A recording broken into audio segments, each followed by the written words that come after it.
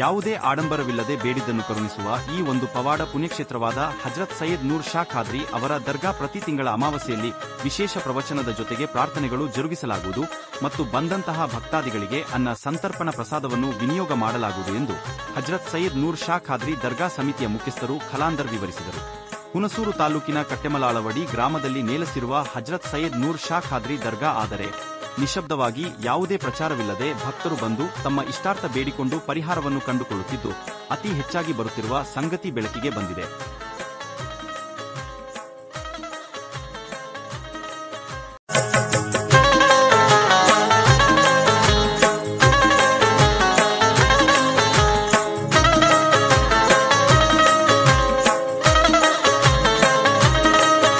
ಪ್ರತಿ ತಿಂಗಳು ಅಮಾವಾಸ್ಯೆ ಸಮಯದಲ್ಲಿ ಅಕ್ಕಪಕ್ಕದ ತಾಲೂಕುಗಳಾದ ಕೆ.ಆರ್. ನಗರ, ಪಿರಿಯಾಪಟ್ಟಣ, ಹುಣಸೂರು ಹಾಗೂ ಕೇರಳ ರಾಜ್ಯದಿಂದ ಸಹ ಇಲ್ಲಿಗೆ ಆಗಮಿಸುತ್ತಾರೆ.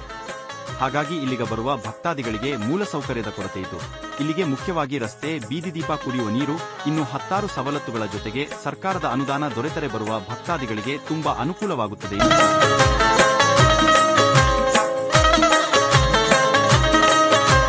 ಸ್ಥಳೀಯ ಶಾಸಕರಾದ ಜಿಟಿ ಹರೀಶ್ ಗೌಡ ಅವರಿಗೆ ಮನವಿ ಸಲ್ಲಿಸಿದ ತಕ್ಷಣವೇ ವಿದ್ಯುತ್ ಸಂಪರ್ಕದ ವ್ಯವಸ್ಥೆಯನ್ನು ಕಲ್ಪಿಸಿದ್ದು, ಆದುದರಿಂದ ಇನ್ನು ಅಭಿವೃದ್ಧಿ ಪೂರಕವಾಗಿ ಕೆಲಸ ಕಾರ್ಯಗಳಿವೆ. ಹಾಗಾಗಿ ನಮ್ಮ ಬೇಡಿಕೆಗಳನ್ನು ಈಡೇರಿಸಲು ಮನವಿ ಮಾಡಿದರು. ಮೈಸೂರು ಜಿಲ್ಲೆ ಹುಣಸೂರು ತಾಲೂಕು ಕಟ್ಟೆಮಲವಾಡಿ ಗೌರಿಗೆರೆ ಹೋಬಳಿ. ಇಲ್ಲಿ ನಮ್ಮ ತಾತನ ಕಾಲದಿಂದಾನೇ ಬರೋದು ಒಂದು ದೊಡ್ಡ ಬಂಡೆ ಇತ್ತು. ಗಂಧದ ಕಡ್ಡಿ ಕತ್ಕೊಳ್ಳೋದು, ಪೂಜೆ ಮಾಡ್ಕೊಳ್ಳೋದು, ನಾವು ಹೊಲ ಉತ್ಕೊಂಡು ಆರಂಭ ಮಾಡ್ಕೊಂಡು ಹೋಗ್ತಾ ಇದ್ವು. ಆಮೇಲೆ ಈಗ 40-45 ವರ್ಷದಿಂದ ಆ ಇನ್ನೊಬ್ಬರು ಬಂದಿದ್ರು. ಅವರು ಹಿಂಗೇನೆ ಬರೀ ಪೂಜೆ ಮಾಡೋದು, ಬರೋದು, ಹೋಗೋದು ಇಷ್ಟಲ್ಲೇ. ನಮ್ಮ ಖಲಂದರ್ ಸಾಗರ್ ಬಂದ್ಮೇಲೆ ನಮ್ಗೆ ಈ ಜಾಗಕ್ಕೆ ಅಭಿವೃದ್ಧಿ ಮಾಡ್ತಾರೆ ಇವರು ನಮ್ಮ ಮುನ್ನಾಭಾಯಿ. ಇವ್ರು ಬಿಟ್ರೆ ಇನ್ಯಾರು ಏನು ಮಾಡೋಕ್ಕಾಗಲಿಲ್ಲ. ಬರೋದು 1 ವರ್ಷ 2 ವರ್ಷ ಇರೋದು, ಹೋಗೋದು, 1 ವರ್ಷ 2 ವರ್ಷ ಇರೋದು, ಹೋಗೋದು. ಆಮೇಲೆ ನಾವು ಬರೋದು ಮಾಮೂಲಿ ಬೆಳ್ಳಿ ಟೆಂಪತ್ತೀನಿ, ದೀಪ ಕಸ್ತೀನಿ, ಗಂಧ ಕಡ್ಡಿ ಕಸ್ತೀನಿ, ನಮ್ಮ ಜಮೀನು ಹೋಗ್ತೀನಿ. ನಮ್ದು ಅಲ್ವಸಿ ಜಮೀನು ಐತಿ, ನಮ್ಮ ಮಶಾನ ಐತಲ್ಲ ಅದ್ರ ಪಕ್ಕ. ಇತ್ತೀಚೆಗೆ ಯಾಕೆ ಅಮಾವಾಸ್ಯೆ ದಿನ ನೀವು ಪೂಜೆ ಮಾಡ್ತೀರಲ್ಲ, ಏನಕ್ಕೆ ಅಮಾವಾಸ್ಯೆ ದಿನ? ಅಮಾವಾಸ್ಯೆ ದಿವಸ ಯಾಕೆ ಮಾಡ್ತಾರೆ ಅಂದ್ರೆ ಒಂದು ಅನುದಾನ ಅವ್ರಿಗೆ ಒಂದು ಸಿಗ್ಬೇಕು. ಅವರಿಂದ ಒಂದು ಪೂಜೆ ಅದು ತಿಂಗಳೂ ಇವರು ಬಂದ್ಮೇಲೆ ನಡೀತಾ ಇದೆ. ಮೊದಲಿಲ್ಲ ಬರೋದು, ಪೂಜೆ ಮಾಡೋದು. ಅಮೀರ್ ಪಾಷಾ ನಮಸ್ಕಾರ. ಈಗ ನಮ್ಮ ಅಮೀರ್ ಪಾಷಾ ಅವರು ಏನ್ ಹೇಳಿದ್ರು ಅದು ಸತ್ಯ. ನಾನು ಒಂದ್ ದಿವಸ ಇಲ್ಲಿ ಬಂದಿದ್ದೆ, ಇಲ್ಲಿ ಗೋರಿ ಇದೆ ಅಂತ ನೋಡಕ್ಕೆ ಅಂತ. ನಾವು ಹುಣಸೂರಲ್ಲಿ ಇರೋದು, ನಾನು ಒಂದು ಎಲೆಕ್ಟ್ರಿಕಲ್ ಶಾಪ್ ಇರೋದು. ಇಲ್ಲಿ ಬಂದ್ಮೇಲೆ ನನ್ಗೊಂದು ಕರಾಮತ್ ಅಂತಾರೆ, ಏನಂತಾರೆ, ಅದು ಒಂದು ಅದ್ಭುತ ಆ ತರ ಆಗಿರೋದ್ರಿಂದ ಅಲ್ಲಿಂದ ಇಲ್ಲಿ ಪವಾಡ ಆಯ್ತು. ನಮ್ದೊಂದು ಕೆಲಸ ಇತ್ತು, ಹರಕೆ ಆಯ್ತು, ಚೆನ್ನಾಗಾಯ್ತು. ಅಲ್ಲಿಂದ ಇಲ್ಲಿ ಬಂದ್ಬಿಟ್ಟು ನಾನು ಏನಾರ ಒಂದು ಮಾಡ್ಬೇಕು ಅಂದ್ಬಿಟ್ಟು ನಮ್ಮ ಕರ್ನಾಟಕ ರಕ್ಷಣಾ ವೇದಿಕೆ ಮೈಸೂರು ಡಿಸ್ಟ್ರಿಕ್ಟ್ ಉಪಾಧ್ಯಕ್ಷರು ಮುನವರ್ ಪಾಷಾ, ಆಮೇಲೆ ನಮ್ಮ ತಮ್ಮ ಇವರೆಲ್ಲ ಸೇರ್ಕೊಂಡು ನಾವು ಇಲ್ಲಿ ಗೋರಿ ಇತ್ತು ಅಷ್ಟೇ, ಅದನ್ನ ನಾವು ನಿರ್ಮಾಣ ಕ್ಲೀನ್ ಆಗಿ ಮಾಡೋಣ ಅಂತ. ಅವಾಗ ಒಂದು ಶೀಟ್ ಇತ್ತು, ಸಿಮೆಂಟ್ ಶೀಟು, ಎಲ್ಲ ಪೂರ್ತಿ ಮುರಿದೋಗ್ಬಿಟ್ಟಿತ್ತು. ಇಷ್ಟಿಷ್ಟೇ ಗೋಡೆಗಳಿತ್ತು, ಎಲ್ಲ ಮುರಿದೋಗ್ಬಿಟ್ಟಿತ್ತು. ಅದನ್ನ ನಾವು ರೆಡಿ ಮಾಡೋಣ ಅಂದ್ಬಿಟ್ಟು ಒಂದು ಕಮಿಟಿ ಮಾಡಿದ್ವಿ. 11 ಜನ ಕಮಿಟಿ ಮಾಡ್ಬಿಟ್ಟು 4.5 ವರ್ಷ ಆಗಿದೆ. ತಾಲೂಕು ಆಫೀಸಲ್ಲಿ ರಿಜಿಸ್ಟರ್ ಮಾಡಿಸಿ ಇವ್ರ ಜಮೀನವ್ರಿಗೆ ಹೇಳಿದ್ವಿ, ನೀವು ಬನ್ನಿ, ನೀವು ಇದ್ರೊಳಗೆ ಇರಿ ಅಂತ. ಇವ್ರು ಗೌರವ ಅಧ್ಯಕ್ಷ ಆಗಿದ್ದಾರೆ ಅದರಲ್ಲಿ. ಅಲ್ಲಿಂದ ನಾವು 10 ರೂಪಾಯಿ 5 ರೂಪಾಯಿ ತರ ಕಲೆಕ್ಷನ್ ಮಾಡಿ ಇಲ್ಲಿವರೆಗೂ ತಗೊಬಂದಿದೀವಿ. ಇನ್ನು ತುಂಬಾ ಇಲ್ಲಿ ನೆಕ್ಸ್ಟ್ ಒಂದು ಮಸೀದಿ ಮಾಡ್ತೀವಿ, ಆಮೇಲೆ ಕನ್ನಡ ಇಂಗ್ಲಿಷ್ ಮೀಡಿಯಂ ಸ್ಕೂಲ್ ಮಾಡ್ತೀವಿ, ಉರ್ದು ಎಲ್ಲ 3 ಮಿಕ್ಸ್ ಇರ್ಬೇಕು. ಕನ್ನಡನೂ ಇರ್ಬೇಕು, ಇಂಗ್ಲಿಷ್ ಇರ್ಬೇಕು, ಉರ್ದುನೂ ಇರ್ಬೇಕು. ಆತರ ಒಂದು ಸ್ಕೂಲ್ ಮಾಡೋಣ ಅಂತ ಇದೀವಿ. ಈಗ ಇವರು ನಮ್ಗೆ ಅಲ್ಲಿ ಕೆಲಸ ಮಾಡಕ್ಕೆ ಜಾಗ ಕೊಟ್ಟಿದ್ದಾರೆ. ಅಂದ್ರೆ ನಮ್ಮ ಕಮಿಟಿಗೆ ನಾವು ರಿಜಿಸ್ಟರ್ ಮಾಡಿಲ್ಲ, ಮಾಡ್ಕೊಂಡು ಹೋಗಿ ಅಂತ ಕೊಟ್ಟಿದ್ದಾರೆ. ಇನ್ನು ತುಂಬಾ ಕೆಲಸ ಇದೆ. ನೀವುಗಳ ಸಹಕಾರದಿಂದ ಏನಾರು ನಿಮ್ಮ ಇದರಿಂದ ಸಹಕಾರ ಮಾಡಿದ್ರೆ ಇನ್ನು ಮುಂದೆ ಒಳ್ಳೇದಾಗುತ್ತೆ.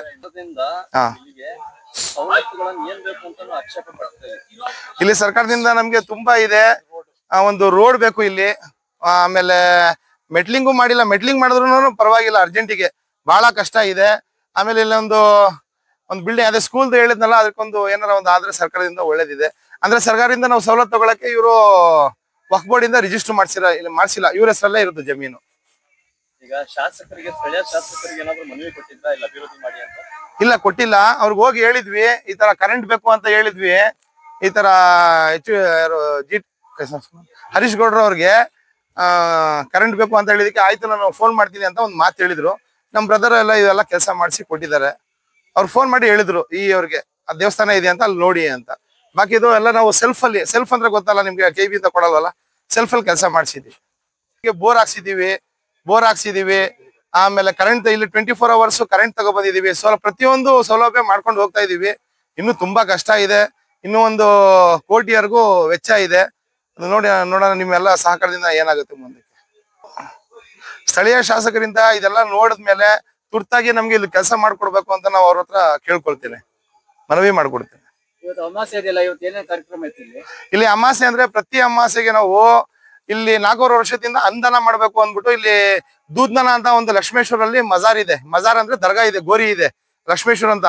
ಅಲ್ಲಿ ಪ್ರತಿ ಅಮಾವಾಸ್ಯೆಗೂ ಜನಗಳು ಫುಲ್ ಹೋಗ್ತಾರೆ. ಅದೇ ತರ ಇಲ್ಲಿ ಆತರ ಆಗಲ್ಲ, ಆತರ ಮಾಡ್ಬೇಕು ಅಂದ್ಬಿಟ್ಟು ನಾವೇನ್ ಮಾಡಿದೀವಿ, ಅಮಾವಾಸ್ಯೆಗೆ ಜನ ಸೇರಿಸ್ಬೇಕು. ಅಮಾವಾಸ್ಯೆಗೆ ನೀವೇ ಸೇರಿಸ್ಬೇಕು, ಅಮಾವಾಸ್ಯೆ ಅಂತ ನೀವು ಕಮಿಟಿಯಿಂದ ತೀರ್ಮಾನ ಮಾಡಿರೋದು. ಅವಾಗಿಂದ ಏನಾಗಿದೆ, ಜನಕ್ಕೆ ಮೊದ್ಲು ಸ್ವಲ್ಪ ಕಷ್ಟ ಆಯ್ತು, ಆಮೇಲೆ ಜನನೇ ಜಾಸ್ತಿ ಬರ್ತಾ ಇರ್ತಾರೆ. ಪ್ರತಿ ಅಮಾವಾಸ್ಯೆಗೂ ಎಷ್ಟೇ ಜನ ಬರ್ಲಿ, ಹಿಂದೂ ಆಗ್ಲಿ ಮುಸ್ಲಿಂ ಆಗ್ಲಿ ಕ್ರಿಶ್ಚಿಯನ್ ಯಾವುದೇ ನಮ್ಮಲ್ಲಿ ಜಾತಿ ಗೀತಿ ಇಲ್ಲ, ಎಲ್ಲ ಮಂದಿ ಅನುದಾನದಲ್ಲಿ ಶಾಮೀಲ್ ಆಗ್ತಾರೆ ಎಲ್ಲ. ಆಮೇಲೆ ಬಯಾನು ಅಂದ್ರೆ ದೇವ್ರದ್ದು ಒಂದ್ ಸ್ವಲ್ಪ ಬೋಧನೆ ಆಗುತ್ತೆ, ಆಮೇಲೆ ಪ್ರಾರ್ಥನೆ ಆಗುತ್ತೆ. ಅದ ಪ್ರತಿ ಅಮಾವಾಸ್ಯೆ ಅನುದಾನ ಮಾಡಿಸ್ತಾ ಇದೀವಿ. ಜನರಿಗೆ ಒಳ್ಳೇದಾಗ್ಲಿ. ಅಮಾವಾಸ್ಯೆ ದಿವಸ ಎಲ್ಲಾ ಕಡೆ ಆಕ್ಸಿಡೆಂಟ್ ಆಗುತ್ತೆ, ಅದಾಗುತ್ತೆ ಇದಾಗುತ್ತೆ, ಆತರ ಆಗದ್ ಬೇಡ, ಒಂದ್ ದೇವಸ್ಥಾನ ಬಂದು ಸೇರ್ಕೊಳ್ಳಿ ಎಲ್ಲರೂ ಅಂತ ಈ ತರ ಮಾಡ್ತಾ ಇದೀವಿ.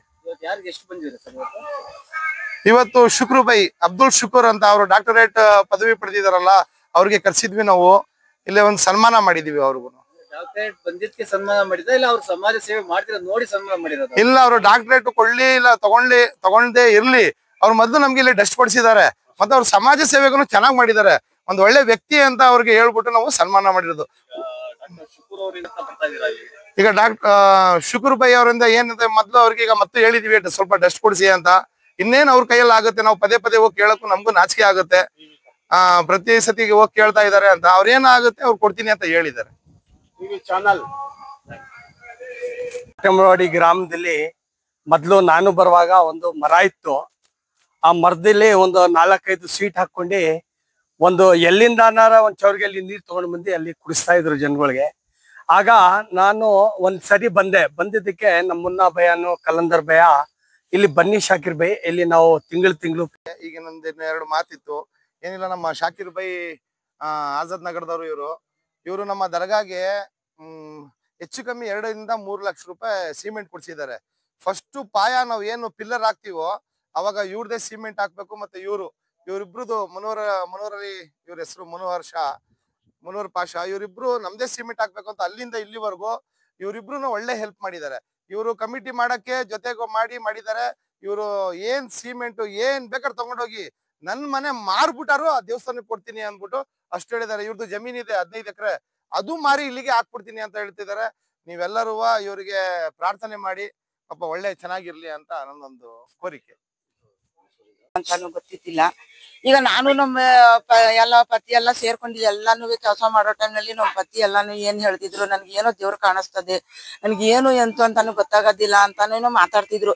ನಾನು ಏನಂತಿದ್ದೆ ಅವ್ರನ್ನ ನೇಗಾಡ್ಕೊಂಡು, ನೀವು ದೇವ್ರು ಒಪ್ಪೋದಿಲ್ಲ, ನೀವು ಅಕ್ಕಿ ಹಿಂಗ ಆಡ್ತಾ ಇದ್ದೀರಿ ಅಂತ ನಾನು ಮಾತಾಡ್ತಿದ್ದೆ ಅವ್ರಿಗೆ.